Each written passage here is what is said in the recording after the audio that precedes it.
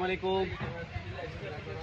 আমরা চলে আসলাম হামিদ ভাই, আমার কাছে একজন ভাই বাদা নীলা মার্কেট। আমরা আসছি এখন কোথায়? নীলা মার্কেট। হ্যাঁ, আবির ভাই উনি একটু ব্যস্ত মোবাইলে, উনি সবসময় ব্যস্ত থাকে। ঠিক আছে, আমি অলওয়েজ ফ্রি, কিন্তু আমার দেখা যাচ্ছে দেখা যাচ্ছে না। এই জিনিসটা আমাদের আমিন ভাই। ওরে ভাই, মাছ হইতে পারে দেখা সবচেয়ে ভালো হতো, কিন্তু তাই না, অনেক দিন আমরা এসে খাবো মাছ।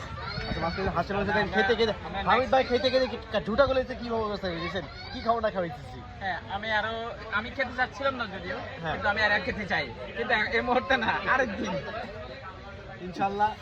ভাই তো খাবে খাবে চিন্তা করছে, হাড্ডিগুলো নিয়ে যাবে তার বিড়ালের জন্য।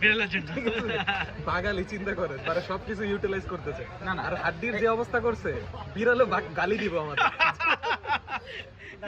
এক্ষেত্রে একটা কথা আছে, আপনারা যে প্রাণীর প্রতি সদয় হন।